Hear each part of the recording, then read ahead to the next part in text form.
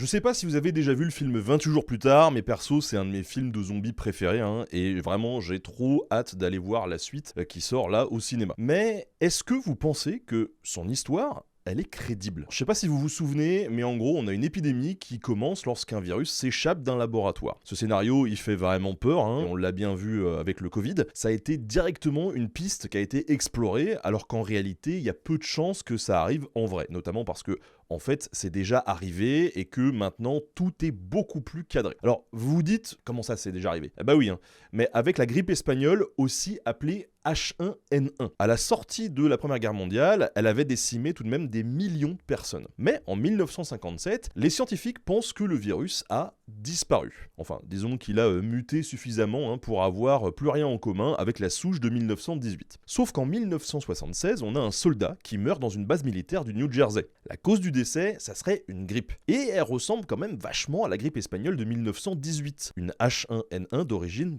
porcine. Les autorités de santé publique paniquent alors devant l'arrivée possible d'une nouvelle pandémie, et qu'à cela ne tienne, ils vont lancer une vaste campagne de vaccination. Un peu trop rapidement, puisqu'en fait, il s'avère que cette grippe, elle se répand pas. En attendant, le monde entier se prépare en lançant des programmes de recherche et de développement de vaccins. Mais la pandémie, elle arrive jamais jusqu'à eux. Pendant ce temps-là, en Russie, on a une nouvelle épidémie qui se déclare. Là aussi, il s'agit d'un H1N1 mais d'origine humaine. L'épidémie va s'étendre rapidement et elle va toucher surtout les moins de 25 ans avec un faible taux de mortalité. Enfin, quand je dis faible, c'est quand même 700 000 personnes qui décèdent, c'est beaucoup. Alors vous allez me dire, c'est quoi le rapport avec la choucroute ici? Eh bah, au départ, pas grand-chose. On a un microbiologiste qui va comparer le matériel génétique de la souche russe avec d'autres souches qui sont connues. Et là, petite surprise, il va découvrir que la souche russe de 1977, elle est identique à une souche virale du début des années 1950. Au moins, ça explique pourquoi les gens de plus de 25 ans ne sont pas touchés, parce qu'en fait, ils ont déjà été immunisés dans leur jeunesse. Mais ça pose une question cruciale.